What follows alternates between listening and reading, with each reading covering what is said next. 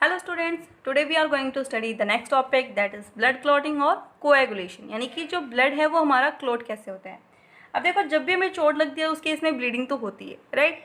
लेकिन क्या हो जो वो ब्लीडिंग है वो रुके ही ना। उस केस में क्या होगा कि एक्सेस ऑफ ब्लीडिंग की वजह से हमें क्या होगा, जो हमारा ब्लड प्रेशर है वो डिक्रीज होगा, और अगर ज़्यादा ब्लीडिंग हो गई तो उस केस में हमारी डेथ भी हो सकती है। तो मतलब कितना डेंजरस है। अगर आपको चोट लग गई है, वो चोट में से जो आपका ब्लड है वो क्या है, फ्लो होना बंद ही ना हो, तो उस चीज़ को प्रिवेंट करने के लिए एक हमारी बॉडी के अंदर स्पेशल मैकेनिज्म होता है, दैट इज़ ब्लड क्लॉटिंग। अब देखो, जो ये ब्लड क्लॉटिंग की प्रोसेस है, क्योंकि ये बहुत ज़्यादा जरूरी है, ये तो हमें पता है ना। अगर क्लॉट नहीं होगा तो उस केस में एक्सेस ऑफ ब्लीडिंग तो होगी। अब इस चीज़ को आप कैसे, हमारी जो बॉडी है वो इस चीज़ को कैसे प्रिवेंट करती है, उसके मैकेनिज्म को पढ़ेंगे आज की क्लास में हम, कि ब्लड क्लॉट जो होता है वो किस तरीके से फॉर्म होगा। अब देखो, आपको इतना तो पता है कि हमारा जो हमने पढ़े, जो फॉर्म्ड एलिमेंट्स पढ़े, उसमें से जो हमारा प्लेटलेट्स वाला होता है, राइट, जो हमारे प्लेटलेट्स होते हैं, they play a major role in the blood clot formation. तो हम पढ़ेंगे इनके बारे में। अब देखो, जब भी कहीं चोट लगती है, let suppose this is our arm, और हमारे हाथ के अंदर क्या है, यहाँ पे चोट लग गई है हमें, तो उस केस में क्या होगा, जब इस चोट से क्या होगा, जब ब्लड निकलना शुरू होगा, तो उस केस में जो इंजर्ड सेल्स होती हैं, यहाँ पे जो सेल्स प्रेजेंट होंगी इस इंजर्ड एरिया के अंदर, वो सिग्नल सेंड करेंगी, जो कि प्लेटलेट्स को क्या करता है, इस पार्ट पे अट्रैक्ट करेगा। क्या हुआ, जैसे ही चोट लगी, यहाँ की जो सेल्स थी उन्होंने क्या किए, सिग्नल सेंड किए टू दिस प्लेटलेट्स, और ये जो प्लेटलेट्स थे फिर ये क्या हो गए, इकट्ठे हो गए इन दिस इंजर्ड एरिया। जब ये यहाँ पे क्या होंगे, पहुँच जाएंगे, तो ये क्या करेंगे, इस पार्ट के साथ, यानी जो चोट वाला एरिया हमारा, वहाँ पे ये सब क्या होंगे, इकट्ठे हो जाएंगे और एक दूसरे के साथ स्टिक हो जाएंगे। ठीक है, इस इंजर्ड एरिया के अंदर जो ब्लड वेसल होगी, लेट सपोज यहाँ से कोई ब्लड वेसल आ रही थी इस पार्ट के अंदर, तो ये सारे के सारे यहाँ आकर के अब क्या हो गए, इकट्ठे हो गए, और इन्होंने क्या किया, इस रीजन को अब ब्लॉक कर दिया है। जब ये यहाँ पे क्या होंगे, इकट्ठे हो गए, उसके बाद कि क्या प्रोसेसेस होती हैं, तो अब चलो हम उनको समझेंगे। जब ये यहाँ रीच किए, सारे के सारे प्लेटलेट्स क्या हुए, इस रीजन में रीच कर गया। अब इस रीजन में क्या हुआ, देखो जो हमारा टिश्यू था ना, टिश्यू मतलब यहाँ की जो सेल्स का ग्रुप था वो, तो इसके अंदर प्रेजेंट था एक fibre that is known as the collagen fibre. ठीक है, ये जो कोलाजन फाइबर होते हैं ये क्या होंगे, हमारी मसल्स के अंदर, या जो हमारा टिश्यू होता है इसके अंदर प्रेजेंट रहेगा। ठीक है, जो मसल्स वाले टिश्यू होते हैं उसके अंदर ये प्रेजेंट रहेगा। अब जैसे ही ये जो प्लेटलेट है यहाँ पहुँचा, तो ये क्या करेगा, इसके साथ रिएक्ट करेगा। ठीक है, ये यहाँ पे आया, और इस रीजन में आने के बाद ये क्या होगा, इसके साथ कंबाइन हो जाएगा, और इसके कांटेक्ट में आते ही जो प्लेटलेट होगा ना हमारा, लेट सपोज ये जो प्लेटलेट्स थे, हम इसको यहाँ लिख लेते हैं ताकि हम इजीली समझ सकें। अभी जो कोलाजन फाइबर थे और ये जो प्लेटलेट्स थे, ये दोनों क्या हुए, एक दूसरे के पास आ गए। कांटेक्ट में आते ही जो ये प्लेटलेट होगा, ये क्या होगा, टू पार्ट्स के अंदर स्प्लिट हो जाता है। क्या हुआ, जैसे ये platelets in collagen fibre of the tissue और द मसल सेल्स के कांटेक्ट में आया, दीज प्लेटलेट्स विल स्प्लिट, और स्प्लिट हो गए ये दो पार्ट्स के अंदर, दो सब्सटेंसेस के अंदर। One is the serotonin and second is the thromboplastin.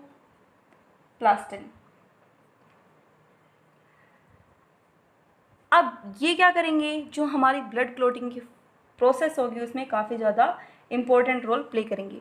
तो जो ब्लड क्लॉट का फॉर्मेशन होता है वो हमारा दो स्टेप्स में होता है, और ये दोनों क्या करेंगे, उन दोनों तरीकों में हेल्प करेंगे। फर्स्ट एंड फॉरमोस्ट जो वे होगा वो क्या होगा, वैसो कंस्ट्रिक्शन का।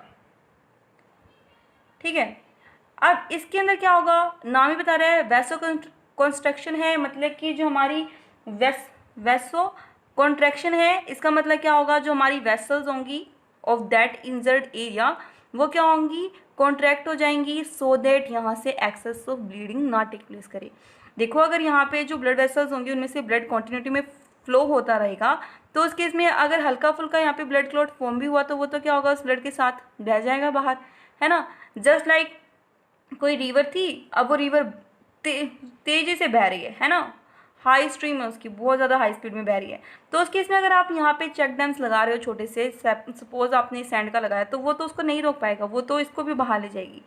लेकिन अगर वहीं पे क्या है, स्लोली वाटर मूव कर रहा है, बहुत स्लोली वाटर मूव कर रहा था, तो उस केस में अगर आप यहाँ पे इसको रोकने की कोशिश करोगे तो आप यहाँ रोक सकते हो। In the same way vaso contraction क्या करेगा, इन ब्लड वेसल्स को क्या करता है, यहाँ पे ये कॉन्ट्रैक्ट कर देता है, जिसकी वजह से जो ब्लड होगा उसका जो फ्लो होगा वो क्या होगा, स्लो हो जाएगा। ठीक है, और उसके बाद जो ब्लड क्लॉट की फॉर्मेशन होगी वो इजीली टेक प्लेस कर पाएगी। सेकेंड जो वे होगा उसमें कौन हेल्प करता है, ये थ्रोम्बोप्लास्टिन। अब जो थ्रोम्बोप्लास्टिन है जो कि एक लिपोप्रोटीन है, ये क्लॉट फॉर्मेशन में हेल्प कर रहा है और ये 3 स्टेप्स में हेल्प करता है। ठीक है, जो हमारा थ्रोम्बोप्लास्टिन है ये 3 तरीके से हेल्प करेगा। फर्स्ट एंड फॉरमोस्ट जो स्टेप होगा वो क्या होगा, जो थ्रोम्बोप्लास्टिन है वो फॉर्म करता है एक एंजाइम को। थ्रोम्बोप्लास्टिन ने क्या किया, एक एंजाइम को फॉर्म किया, that is known as prothrombinase. Thrombinase जो थ्रोम्बोप्लास्टिन था उसने प्रोथ्रोम्बिनेज एंजाइम को फॉर्म कर दिया। ठीक है, अब ये जो एंजाइम है ये 2 काम करेगा। ठीक है, ये हमारा फर्स्ट स्टेप चल रहा है। अभी हमने बोला कि यहाँ से जो प्रोसेस स्टार्ट होगी क्लॉट फॉर्मेशन वाली, जो थ्रोम्बोप्लास्टिन है क्या करवा रहा है, हमारा क्लॉट फॉर्मेशन करवा रहा है। तो जो ये क्लॉट फॉर्मेशन की प्रोसेस होगी वो हमारी 3 स्टेप्स में टेक प्लेस करेगी। हम फिलहाल बात कर रहे हैं फर्स्ट स्टेप की। फर्स्ट स्टेप में क्या हुआ, थ्रोम्बोप्लास्टिन ने प्रोथ्रोम्बिनेज जो एंजाइम था हमारा इसको फॉर्म कर दिया। अब जो प्रोथ्रोम्बिनेज हमारा एंजाइम है ये 2 काम करेगा। ठीक है, फर्स्ट काम होता है इसका कि ये जो heparin that is a protein that is present in our blood, और ये क्या है, एंटी कोएगुलेंट है। इसी की वजह से जो हमारा ब्लड है वो ब्लड वेसल्स के अंदर कभी भी कॉन्ट्रैक्ट नहीं होता है। ठीक है, तो जो ये हिपैरिन है इस हिपैरिन को फर्स्ट ऑफ ऑल क्या करना, इनएक्टिवेट करना। क्यों इनएक्टिवेट करना है, क्योंकि देखो हमें ब्लड क्लॉट फॉर्म करना है इस इंजर्ड एरिया के अंदर। तो अगर ये हिपैरिन एक्टिवेट फॉर्म में रहेगा तो जो ब्लड क्लॉट होगा उसको ये फॉर्म नहीं होने देगा, क्योंकि ये क्या कर रहा है, एंटी कोएगुलेंट है, ये ब्लड क्लॉटिंग को प्रिवेंट करता है। तो फर्स्ट एंड फॉरमोस्ट काम है इस प्रोथ्रोम्बिनेज का कि भैया तुम इनएक्टिवेट हो जाओ, क्योंकि तुम्हारा काम अभी नहीं है इस पर्टिकुलर पार्ट के अंदर।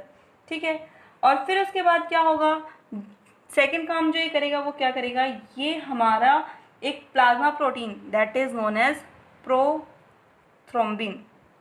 ठीक है, प्रोथ्रोम्बिन जो कि एक प्लाज्मा प्रोटीन है जो कि कहाँ प्रेजेंट है, हमारे प्लाज्मा ऑफ द ब्लड के अंदर।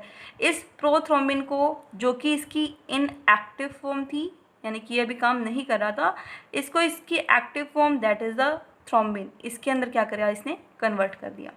तो यहाँ हमारा फर्स्ट स्टेप क्या हो गया, कंप्लीट हो गया। अब हम बात करेंगे हमारे सेकेंड स्टेप की। जो सेकेंड स्टेप है वो कहाँ से स्टार्ट होगा, विद दिस थ्रोम्बिन। अब जो ये हमारा थ्रोम्बिन फॉर्म हुआ है यहाँ पे, ये थ्रोम्बिन क्या करता है, एक प्रोटियोलाइटिक एंजाइम के तरीके से एक्ट करेगा। अब ये प्रोटियोलाइटिक एंजाइम क्या होता है, प्रोटियोलाइटिक मतलब कि प्रोटीन डाइजेस्टिंग एंजाइम, यानी कि इसने ये क्या कर रहा है, प्रोटीन डाइजेस्टिंग एंजाइम के तरीके से काम करेगा। तो ये कौन से प्रोटीन्स को डाइजेस्ट करता है, ये डाइजेस्ट करेगा हमारे प्लाज्मा प्रोटीन को, दैट इज दी फाइब्रिनोजन। ठीक है, जो प्लाज्मा प्रोटीन हमारा फाइब्रिनोजन, इस थ्रोम्बिन ने क्या किया, इसको डाइजेस्ट कर दिया और इसको कन्वर्ट कर दिया किसके अंदर, फाइबर्स के अंदर। ठीक है, इसको इसने कन्वर्ट कर दिया किसमें, फाइब्रिन, जो कि क्या है, इसकी मोनोमरिक यूनिट है। क्या ये मोनोमर एज यू नो बहुत से मोनोमर्स मिलकर के एक पॉलीमर को फॉर्म करते हैं, तो इन्होंने क्या किया, इसके मोनोमर को यहाँ पे अब फॉर्म कर दिया। अब उसके बाद क्या होगा, जो हमारा थर्ड स्टेप होगा वो टेक प्लेस करेगा। जहाँ पे हमने जो ऊपर ये वाली प्रोसेस पढ़ी थी ना कि प्रोथ्रोम्बिनेज ने प्रोथ्रोम्बिन के अंदर कन्वर्ट किया, तो ये जो प्रोसेस होती है ये टेक प्लेस करती है in the presence of calcium ion. तो ये आपको याद रखना है, यहाँ पे रह गया था, इसको ध्यान रखना आप। ठीक है, अब हम मूव करते हैं towards the third step of clot formation, कि जो हमारा थर्ड स्टेप होता है क्लॉट फॉर्मेशन का वो क्या होगा। तो अब देखो ये जो फाइब्रिन बने हैं दैट आर द मोनोमर्स, ये बहुत से जो फाइब्रिन होंगे ये क्या होंगे, अरेंज हो जाएंगे एक दूसरे के साथ। ठीक है, और एक लॉन्ग चेन को फॉर्म करेंगे जो कि क्या होगी, स्टिकी इन नेचर होगी। इस तरीके से क्या हुए, कंबाइन हुए, यानी कि ये मतलब बहुत ज़्यादा होंगे, n इन नंबर होंगे। ठीक है, तो इन्होंने क्या किया, पॉलीमर फॉर्म किया, यानी कि प्रोसेस क्या हुई, पॉलीमराइजेशन। अब ये इन्होंने क्या किया, अपना पॉलीमर फॉर्म किया है जो कि क्या होगा, स्टिकी इन नेचर होगा। और ये जो नेटवर्क होगा वो कहाँ चला जाएगा, जो हमारा वुंड था, यानी कि लेट सपोज हम यहाँ पे फिर से ड्रॉ करते हैं, लेट सपोज इस पार्ट के अंदर हमें चोट लगी थी, तो यहाँ पे आकर के क्या होगा, यहाँ पे आकर के स्टिक हो जाएंगे, ठीक है। और उसके बाद क्या करेंगे, जो यहाँ पे हमारी ब्लड वेसल्स थी उसमें से जो WBC है उस ब्लड के अंदर, RBC है हमारा, या फिर जो हमारी प्लेटलेट्स होंगी, इन सबको ये क्या करेंगे, इस पार्ट के अंदर ट्रैप करेंगे और फॉर्म कर देंगे किसको, क्लॉट को। ये जो पॉलीमर्स फॉर्म हुए, इन्होंने क्या किया, इन सबको ट्रैप कर दिया in this region of injury, और क्या कर दिया, यहाँ पे क्लॉट को फॉर्म कर दिया है, ठीक है। अब ये जो क्लॉट होगा वो क्या करेगा, इस पार्ट को सील कर देगा, एज ए रिजल्ट जो ब्लीडिंग होगी वो स्टॉप हो जाएगी। तो ऑन एन एवरेज हमारे क्लॉट फॉर्मेशन को कितना टाइम लगता है, 2 to 8 मिनट्स, यानी कि चोट लगने के 2 से 8 मिनट के बाद क्या होगा, हमारा जो क्लॉट होगा वो फॉर्म हो जाएगा। अब देखो, जो ये प्लेटलेट्स होती हैं ये क्या करती हैं, पॉलीमराइज करती हैं एक्टिन और मायोसिन को। एक्टिन और मायोसिन ये दोनों क्या होते हैं, ये प्रोटीन्स होते हैं, ठीक है। These are the proteins that are present in our muscles, ये हमारी मसल्स के अंदर प्रेजेंट होंगे, और ये हमारी कॉन्ट्रैक्शन ऑफ द मसल्स और रिलैक्सेशन ऑफ द मसल्स होती है ना, जिसकी वजह से मूवमेंट टेक प्लेस करती है मसल्स के अंदर, उसमें बहुत ज़्यादा इंपॉर्टेंट रोल करेंगी।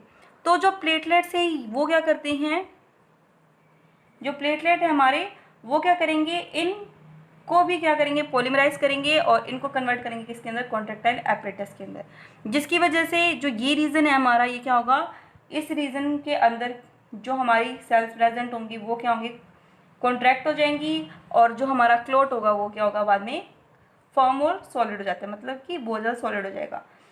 अब देखो, जो प्लाज्मा था उसमें से क्या हुआ, जो हमारा फाइब्रिनोजन था वो निकल चुका है, जो कार्पसेल्स वगैरह थी वो निकल चुकी इन द सेंस वो यहाँ पे ट्रैप हो गई हैं।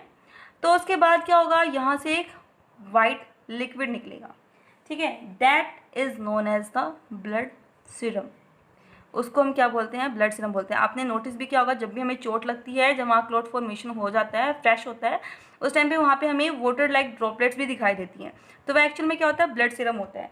और ये ब्लड सीरम एक्चुअल में क्या होगा, जो हमारा प्लाज्मा ऑफ द ब्लड है, ठीक है, उसमें से अगर हम माइनस कर दें किसको, फाइब्रिनोजन को, ठीक है, जो फाइब्रिनोजन था हमारा उसको माइनस कर दें, एज वेल एज जो हमारी कार्पसेल्स हैं उनको भी माइनस कर देंगे, तो जो बच गया वो क्या होगा, हमारा सीरम कहलाएगा, that is equal to serum. तो ये क्या है, ब्लड सीरम है, जिसका मतलब क्या है, प्लाज्मा में से हमने उसके प्रोटीन्स और कार्पसेल्स को रिमूव कर दिया, और अब क्या कहलाएगा, वो सीरम कहलाएगा। ये जो सीरम है ये क्लॉट नहीं हो सकता, ये क्या है, क्लॉट नहीं हो सकता। अब हम बात करते हैं कुछ एक फैक्ट्स की। अगर जो हमारा ब्लड है, लेट सपोज वो हमारी ब्लड वेसल्स के अंदर प्रेजेंट था, तो क्या वो उस टाइम पे क्लॉट होगा, हमारी ओवरऑल बॉडी के अंदर तो ब्लड प्रेजेंट है, लेकिन क्या ये सारा का सारा ब्लड हमारा क्लॉट हो जाता है, नहीं होता। क्यों नहीं होता, एज बिकॉज उस टाइम पे हमारे ब्लड के अंदर क्या प्रेजेंट होते हैं, एंटी कोएगुलेंट्स। ये एंटी कोएगुलेंट क्या होते हैं एक्चुअल में, ये हेपेरिन्स। जो हेपेरिन है वो एंटी कोएगुलेंट है, कोएगुलेशन मतलब कि ब्लड क्लॉट, और एंटी कोएगुलेंट मतलब कि इस चीज़ को रोक रहा है वो, ठीक है। ये जो एंटी कोएगुलेंट होते हैं ये हमारे कहाँ बनते हैं, हमारे लीवर के अंदर फॉर्म होंगे। एज वेल एज जो ये प्रोथ्रोम्बिन था ये कैसे फॉर्म होता है, तो आपने सुना होगा कि जो विटामिन के है हमारा, it is very necessary for blood clot formation, है ना। अगर विटामिन के नहीं होगा तो उस केस में क्या होगा, एक्सेस ब्लीडिंग होगी, ब्लड क्लॉट नहीं होगा। तो ऐसा क्या रीज़न था, तो जो ये विटामिन के है ये लीवर जो है हमारी बॉडी का, उसके अंदर क्या करता है, हेल्प करता है in this synthesis of this prothrombin. जो ये प्रोथ्रोम्बिन है ना, इसके सिंथेसिस में हेल्प करता है कौन, जो विटामिन के है वो। तो अगर हमारी जो डाइट ले रहे हैं हम, उसके अंदर विटामिन के क्या है, डेफिशिएंट है, वो कम प्रेजेंट है, तो उस केस में क्या होगा, ऑब्वियसली ये चीज़ ही तो थी आगे जो पूरी की पूरी क्लॉट फॉर्मेशन में हेल्प करी थी। अगर यही चीज़ एब्सेंट है, दैट मीन्स कि ब्लड क्लॉट फॉर्म नहीं होगा, excess of bleeding take place करेगी। और जो हेपेरिन है वो क्या है, एंटी कोएगुलेंट है, जो कि नॉर्मली हमारी बॉडी के अंदर प्रेजेंट रहता है, जिसकी वजह से हमारा जो ब्लड है वो ब्लड वेसल्स के अंदर कॉन्ट्रैक्ट नहीं होता। अब देखो, जो लीच है जो कि एक ब्लड सकिंग एनिमल है, तो उसकी बॉडी के अंदर जब वो ब्लड सक करेगा तो क्या उस टाइम पे क्लॉट फॉर्म होगा, नहीं होगा।